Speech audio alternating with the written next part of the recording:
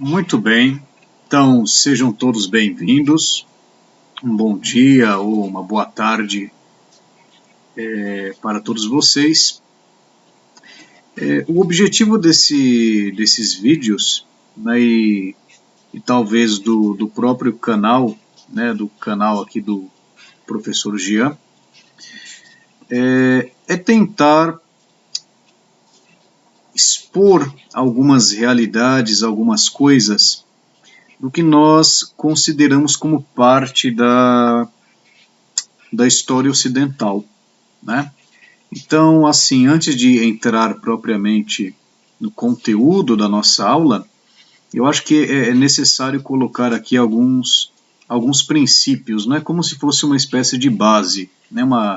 Um fundamento inicial para entendermos mais ou menos onde é que se pretende chegar com essas exposições. Então, muito bem, como um princípio, né, dessas, como se fossem aulas, né, é o seguinte, né, parto do princípio que existe uma realidade, né, uma realidade cultural, não é? E por assim dizer até espiritual, que todos nós, aqui da realidade da América do Sul, né, especificamente aqui do Brasil, mas que, enfim, né, de toda a realidade do continente americano e da Europa, comungam, né, que todos nós comungamos, né, todos nós fazemos parte desta realidade e temos uma experiência dela. E esta realidade é o que chamamos de cultura ocidental ou civilização ocidental. Quer dizer, existe uma civilização ocidental que se formou por uma série de processos históricos. Então, nas nossas aulas ou nas nossas exposições, videoaulas de história, a ideia é tentar, muito precariamente, traçar como se fosse uma linha, não é, que nós estivéssemos seguindo ou até puxando, tentar verificar o que é essa história da civilização ocidental.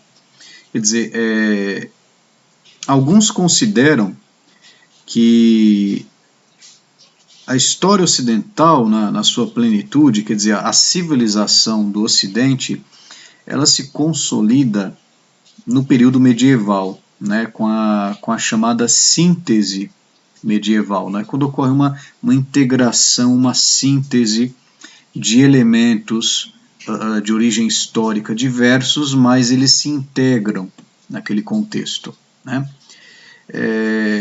Não vou tratar desse assunto agora, mas partiremos então desta consideração, né?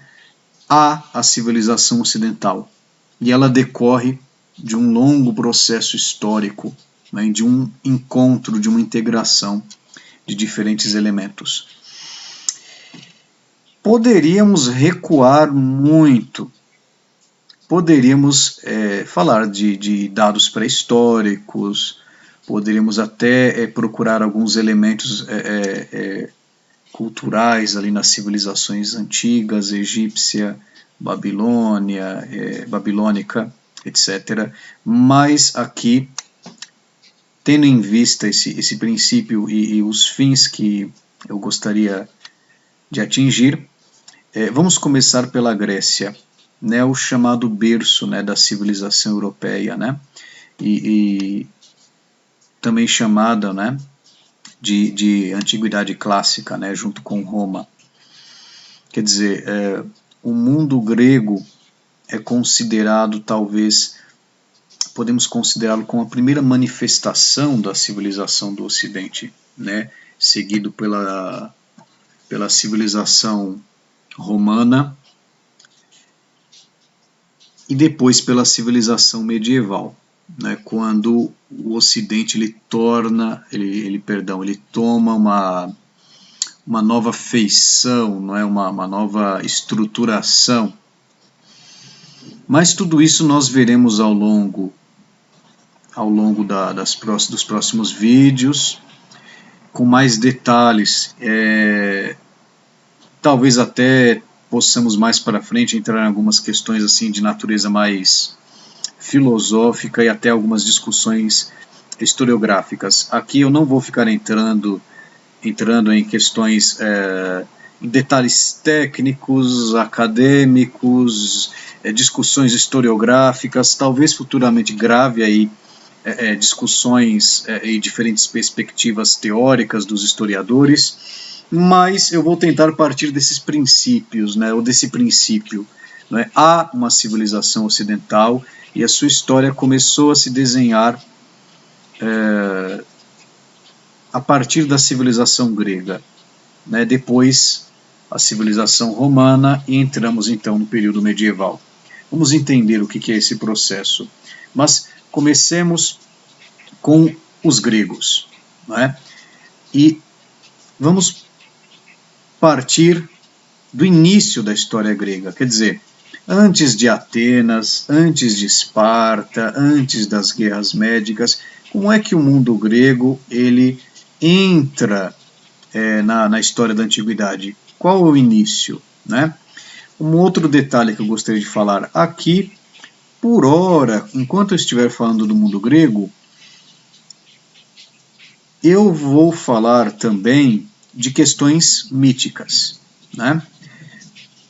O mito é uma espécie de narrativa primordial, né, que tenta explicar os primórdios de alguma coisa, as origens do mundo, do cosmos, a origem de locais, não é?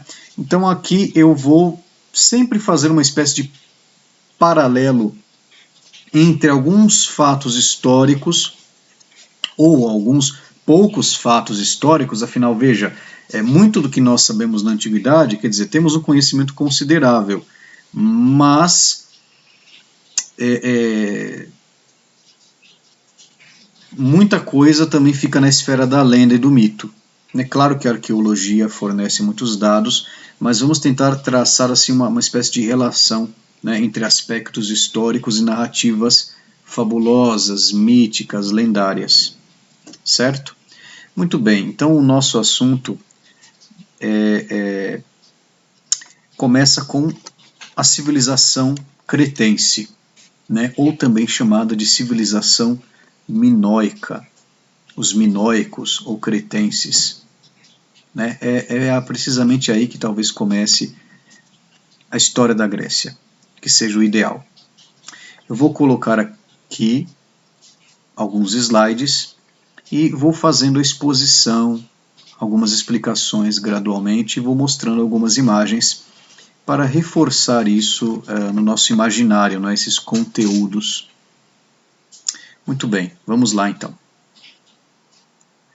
Então, quando nós falamos do início do mundo grego, nós pensamos na civilização cretense, né, uma civilização egéia, também chamada de civilização minoica.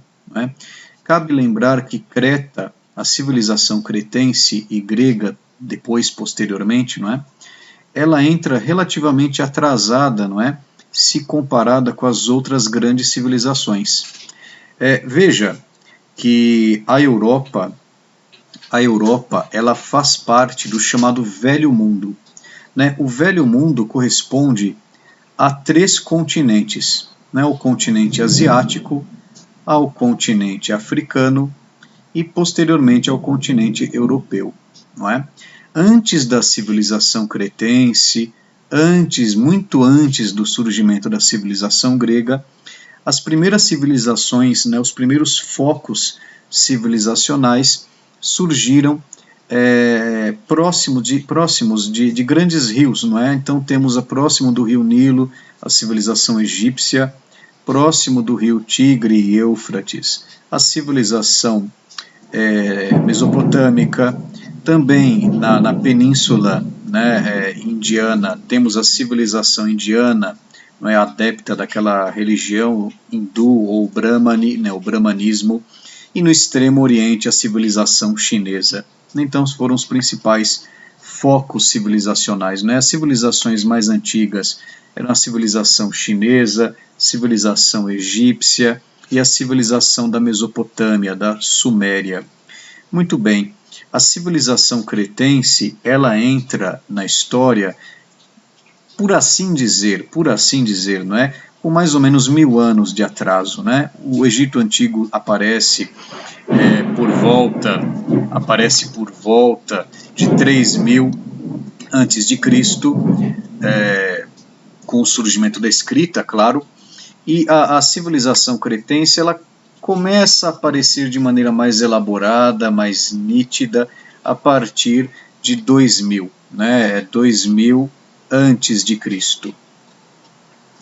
Muito bem. Então, a Europa que eu coloquei um mapa atual na tela para vocês, tá? Mas a Europa é esta realidade, né? Esta realidade geográfica. Veja que, geograficamente falando, a Europa ela é uma extensão, né? Uma continuação, né? Uma terra que continua, prossegue com as imensas terras asiáticas, não é? Alguns geógrafos, não é, e no geral quase como um consenso, não é, consideram as fronteiras entre a Europa e a Ásia como sendo os Montes Urais, o Mar Cáspio, a região do Cáucaso e o Mar Negro. Aqui neste mapa nós vemos as formas de relevo da Europa, né? Então observamos que na parte mais meridional, mais sul do continente europeu, se concentram grandes cadeias de montanhas, não é? Na Península Ibérica temos os Pirineus, no norte da Itália temos os Alpes, e na Península da Itália propriamente os Apeninos, e na região que está a Grécia, temos a cadeia dos Balcãs, né? A chamada Península Balcânica, onde nasceram as cidades gregas, as cidades-estado. Vale a pena, antes de tudo, não é, nós lembrarmos que a Grécia, portanto, é uma região montanhosa, não é? Se nós observarmos bem o mapa da Europa, por vezes parece que a Europa é uma espécie de mão, né, uma mão de um esqueleto que se estende em direção ao mar Mediterrâneo. A Grécia, essa península que se estende, não é, em direção ao Mediterrâneo, ela é banhada por dois mares, né, o Mar Egeu e o Mar Jônico. E a sua maior ilha é a ilha de Creta, que fica na região mais a sul do Mar Egeu, né, na parte mais meridional desta região. O mundo grego antigo ia além da região da Península dos Balcãs, né? O mundo grego antigo também abrangia a costa litorânea da chamada Ásia Menor e as ilhas do Mar Egeu. O clima da Grécia é um clima ameno, né? Um verão quente e úmido, e o inverno é pouco rigoroso. O solo da Grécia é um solo montanhoso, com pequenos vales, não é? O que dificulta a formação de um estado, de um país unificado, e favorece a formação de pequenos vilarejos ou pequenas cidades separadas umas das outras. O clima da Grécia é chamado de clima mediterrâneo, né? O clima mediterrâneo. Aqui eu coloquei um outro mapa mostrando as regiões da Grécia, do mundo grego. Então, vale a pena ter muito nítido na nossa mente, não é? Este mapa, né? A Grécia tem como regiões principais a região da Tessália, a região do Épiro e da Etólia, a região da Ática, onde surgiu Atenas, a região do Peloponeso, com cidades importantes como Corinto Micenas, Argos e, na região da Lacônia, no Peloponeso, Esparta. As ilhas do Mar Egeu, sendo estas as chamadas Cíclades, onde temos aqui Delos. A região da costa litorânea da Ásia Menor, onde ficavam as cidades de Pérgamo, Éfeso, Mileto, Arlicanaço, e também aqui na região mais meridional, como vimos anteriormente, a ilha de Creta, cuja principal cidade era Knossos. Muito bem. Relacionado à ilha de Creta, temos o mito de Europa e Zeus. Mito de Europa e Zeus, não é? É aqui que eu havia mencionado para vocês que, de certa maneira, a história acaba se cruzando com a narrativa mítica por vezes. Quando nós falamos do continente europeu, muitas vezes, né, podemos nos questionar, não é? Qual é a origem deste nome? Qual é a origem do nome, do termo Europa, não é? Segundo alguns etimólogos, não é? A palavra Europa, etimologicamente falando, pode fazer referência a dois outros termos, não é? Que seriam euros e ops. Não é? A palavra euros seria algo como amplo, largo, e ops seria algo como semblante. Então poderíamos traduzir a palavra Europa, por esse sentido etimológico, como ampla face, visão ampla, e até poderíamos levar isso à ideia de contemplação. É bastante interessante nesse sentido. Há outras raízes etimológicas que poderíamos também rastrear. Mas vemos este nome Europa também no mito. Né? Há um mito grego antigo, narrado pelos poetas, que nos conta que havia um rei na região da Fenícia chamado Agenor. Agenor teria tido três filhos homens, né, Cadmo, Fênix e Cálix, e uma filha mulher chamada Europa. Segundo a mitologia, a jovem princesa Europa possuía uma grande beleza, e isso chamou a atenção de Zeus, que era rei dos deuses e dos homens e senhor do Olimpo. Zeus era o deus governante, não é? Que governava todos os outros deuses. Conta o mito que certo dia a princesa Europa caminhava próxima do mar com as suas companheiras e suas servas, né, criadas. E Zeus, não é, arrebatado de paixão, transformou-se num touro, e sob esta forma Zeus se aproximou da jovem princesa de maneira suave, carinhosa, e a princesa Europa, impressionada com aquele touro branco, aproximou-se dele também e colocou uma coroa de grinaldas. Nisto, o touro, que era Zeus, abaixou-se e Europa montou sobre o dorso, montou no dorso do touro. Nisto, Zeus, sob a forma de touro ainda, atirou-se ao mar e foi a nado até a ilha de Creta. Diz a mitologia que da relação da união de Zeus e da princesa Europa nasceram dois juízes do mundo dos mortos, que foram Minos e Radamanto. É muito interessante que a ilha de Creta tem uma relação com essa figura do touro, não é? Tanto sob a forma, não é, do mito de Zeus e Europa, quanto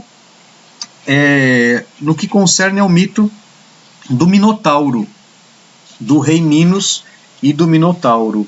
Aqui eu coloquei uma imagem para vocês que mostra uma representação do Minotauro no antigo jarro grego, numa antiga cerâmica grega. Então, aqui também, certo, nós temos uma representação, não é?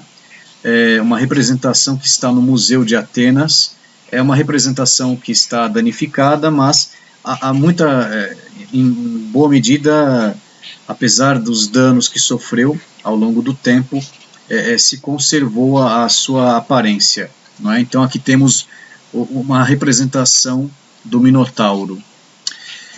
Sobre o que nos conta, não é? Sobre o que fala esse mito do Minotauro. Então, conta-nos a mitologia ou as narrativas, não é? Que chegaram até nós, que estão salvas, não é? Na arte literária, conta-nos que o juiz Minos, né, o filho de Zeus e Europa, o juiz do mundo dos mortos Minos, teve um neto que se tornou o rei de Creta. E o filho de Zeus e Europa, chamado Minos, também teve por neto Minos. Quer dizer, o neto do filho de Zeus e Europa também se chamou Minos. E este Minos, neto do filho da união, resultante da união de Zeus e Europa, este Minos se tornou rei de Creta e rapidamente se tornou temido entre os vizinhos, os seus vizinhos, e as várias cidades das ilhas gregas, e rapidamente se tornou senhor do mar. Este Minos se casou com uma jovem chamada Parsifai. Segundo algumas variantes do mito, o rei de Creta, Minos, sacrificava, não é, por uma espécie de costume, sacrificava anualmente o mais belo de seus touros em honra do deus Poseidon, deus dos mares.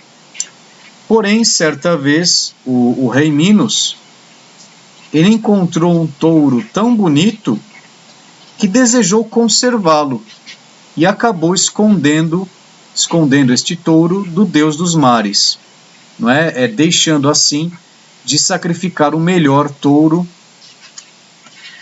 para Poseidon, né? Ele tentou enganar Poseidon, né? Ao invés de sacrificar o seu melhor touro, Minos tentou sacrificar um touro de menor valor.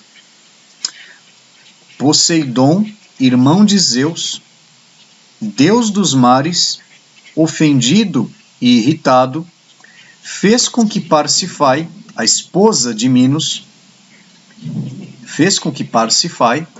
se apaixonasse pelo belo touro que havia sido conservado por Minos. Da relação anormal entre o touro e Parsifai nasceu uma criatura, um monstro, que foi chamado de Minotauro, né, que quer dizer o touro de Minos. O rei Minos, horrorizado diante de tão monstruosa e horrenda criatura, ordenou que o velho Dédalo construísse um labirinto para aprisionar a criatura, que foi chamada, como vimos, de Minotauro. Bom, este mito possui uma infinidade de significados, não é? Ele é um símbolo, não é? Alguns dizem que o labirinto este labirinto que é encontrado em vários azulejos, moedas, mosaicos, vasos, túmulos e antigos templos da antiguidade, este labirinto é uma espécie de símbolo que se refere ao além, a outra vida, não é? Por outro lado, a psicologia moderna, né, principalmente figuras como o Jung, não é, afirmam que o labirinto ele é símbolo do inconsciente, certo? E a entrada dentro do labirinto feita pelo indivíduo significa esse processo de descoberta da realidade inconsciente, não é? E o touro, o minotauro, né, o monstro, ele representa aquilo que por vezes desejamos esconder de nós mesmos, não é? Esconder da nossa consciência, não é? A mitologia grega ainda nos conta que após encerrar o Minotauro, após prender o Minotauro no interior do labirinto, o rei Minos começou a se tornar um déspota. Não é? Rapidamente o rei Minos espalhou o seu poder sobre o mar Egeu e sobre as cidades gregas, e segundo algumas narrativas, inclusive sobre a cidade de Atenas, e Minos, o rei de Creta, anualmente passou a cobrar das cidades gregas um tributo. Cada cidade grega deveria entregar para a ilha de Creta um punhado de jovens e um punhado de donzelas para serem entregues ao poder da ilha de Creta e jogados dentro do labirinto para serem devorados pelo Minotauro e assim saciar a sede e a fome do monstro, da besta de Minos.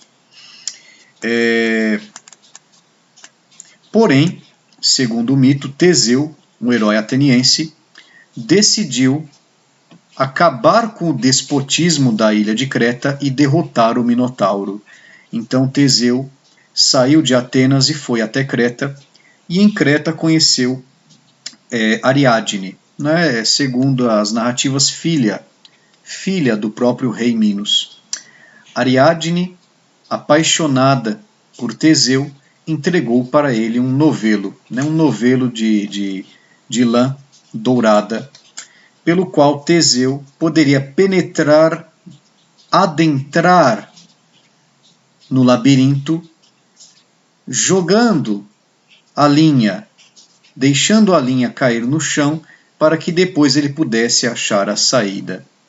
Teseu entrou no labirinto e começou a adentrar pelos seus meandros, a caminhar pelos vários caminhos, chegando até o centro e matando assim o Minotauro. Né? Teseu derrotou o Minotauro e, com a ajuda do novelo entregue por Ariadne, conseguiu percorrer o caminho de volta e chegar à saída, libertando então o mundo grego, os gregos, da opressão e da maldade imposta pelo rei Minos e pela fome insaciável do Minotauro. Né? Como vimos, esta história ela possui uma série de significados, né, e de simbolismos. Né? A psicologia moderna tende a interpretar isso como a esfera do inconsciente. Né? E Teseu significa esta entrada, não é? Esta entrada do indivíduo na esfera inconsciente e a superação daquele aspecto mais animal, mais material da alma humana, que tende a oprimi-la e tende a aprisioná-la, não é? O touro, ele representa isso, não é? Esse aspecto animalesco do homem, não é? Que por vezes o controla, não é? E por vezes cega o homem. Como vemos, aqui temos na nossa tela duas representações, não é? Uma representação sob a forma de uma estátua, né, do combate entre Teseu e o Minotauro, e do lado direito nós temos uma pintura, uma representação grega, não é? Num jarro, do combate, do embate entre Teseu e o Minotauro. Né? Como vocês podem perceber, Teseu segura o Minotauro pela cabeça e o golpeia precisamente na cabeça, não é? Matando assim o monstro ou touro de Minos. A representação do mito do Minotauro aparece em diversos locais, não é? Seja em representações gregas, não é? Na cerâmica grega, seja também em mosaicos, em azulejos antigos de antigas casas ou templos romanos, não é? Inclusive, em Portugal, há um sítio arqueológico, né, o sítio de Conímbriga, no qual nós verificamos que há um mosaico, não é? Um mosaico que, na verdade, está no chão, né, de uma antiga casa romana que representa o labirinto onde o Minotauro estava encerrado.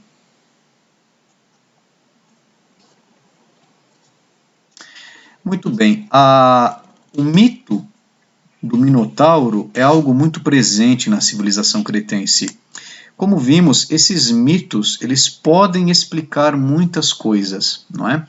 O mito no mundo grego era uma tentativa de explicar, de ser uma espécie de narrativa explicativa dos primórdios de alguma coisa, não é? E os mitos eles são muito interessantes porque eles nos ajudam a entender certas coisas da alma humana, não é? E da cultura e da história humana.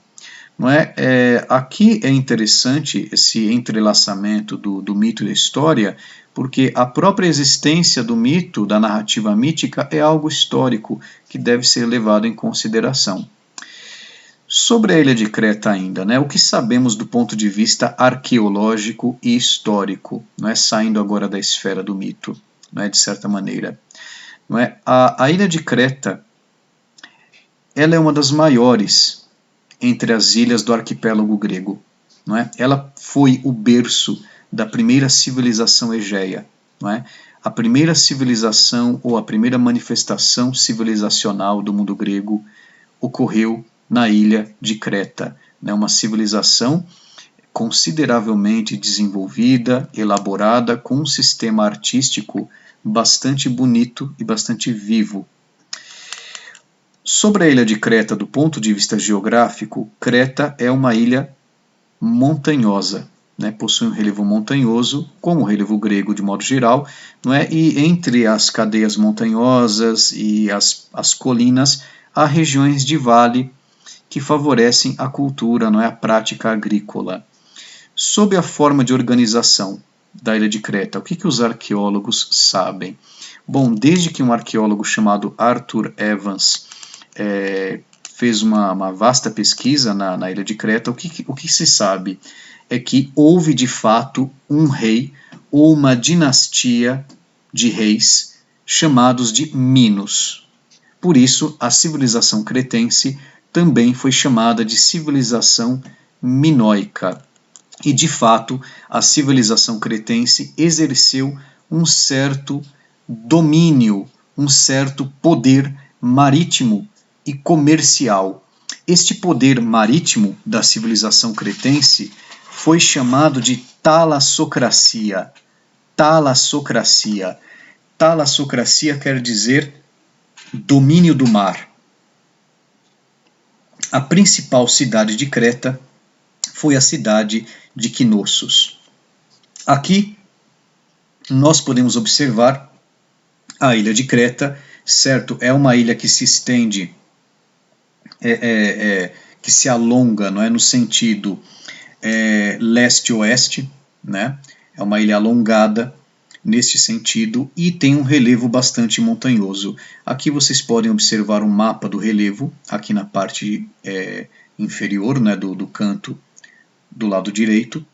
E aqui na parte superior vemos aqui os nomes de algumas cidades. Knossos está precisamente na parte superior da ilha de Creta, e é na cidade de Knossos que havia o famoso Palácio de Knossos. Palácio de Knossos, que era um palácio aparentemente bastante luxuoso, com cores muito vivas. A civilização de Creta, apesar desses mitos aparentemente tenebrosos, foi uma civilização bastante viva, aparentemente bastante animada, colorida, não é? Em que se praticavam esportes e até o que hoje seria uma coisa assim parecida com as Olimpíadas, não é? Havia touradas naquele contexto histórico. Do ponto de vista artístico, os cretenses se notabilizaram pela produção de vasos, como se fossem grandes jarras onde eram depositados alimentos, não é? Além disso, eles comercializavam esses vasos, esta cerâmica que era finíssima como casca de ovo, não é? Como os arqueólogos constataram. A arte cretense também se destacou, não é, pelas cores vivas, né, pelas belas cores. Aqui ao lado, no lado esquerdo, observamos um jarro cretense, não é, com a representação de um touro e de um machado que era chamado de labris. Labris. Este machado duplo, não é, chamado de labris, também teria dado origem à palavra labirinto. A civilização cretense, ela desapareceu por volta do século XV a.C., mais ou menos ali em torno de 1450. Não é? Pelo que se sabe, né, há algumas divergências, mas alguns afirmam uma espécie de catástrofe natural que acabou colaborando para a decadência das cidades cretenses. Por outro lado, ao que tudo indica, parece que, na verdade, acima de tudo, o que colaborou para o declínio de Creta foi que ocorreu uma invasão, né, de um novo povo, né, de um novo grupo, chamado de aqueus, os aqueus. Né? Os aqueus, eles tinham um caráter mais militar, mais bélico, e desceram das regiões mais ao norte da Península dos Balcãs, se estabelecendo nos entrepostos comerciais e nas antigas cidades que eram dominadas pela civilização minoica ou cretense. Já por volta do século XV, a civilização cretense entra em decadência. Não é? E posteriormente se consolidou na Grécia a civilização aqueia ou micênica. Aqui eu coloquei para vocês observarem algumas fotos das ruínas do Palácio de Knossos, onde supostamente residia o rei Minos ou a dinastia familiar dos Minos. Vejo que o Palácio de Creta tinha cores nas pilastras, né? Os pilares tinham cores quentes, cores bastante vívidas, e era comum que os cretenses representassem touros, mas não só isso. Como eram uma civilização marítima e comercial, os cretenses faziam muitas representações de animais marinhos, como golfinhos, polvos, entre outros peixes e outros animais marinhos. Aqui, por exemplo, eu coloquei uma imagem de um jarro cretense que está representando um polvo. Aqui temos duas imagens, não é, duas representações, não é, de práticas esportivas realizadas na ilha de Creta, não é, pelos antigos minoicos, não é. Ao que tudo indica, a tourada, não é, era algo comum entre eles, não é. Aqui vemos a imagem, né, de um jovem pulando aqui em cima do dorso do touro, não é, enquanto um aqui na frente tenta segurar o touro pelos seus chifres. No Então, parece, ao que tudo indica, que eles praticavam esse tipo de divertimento. Ao lado, aqui no lado esquerdo, nós observamos dois jovens praticando algo análogo ao boxe. Muito bem. Com isso,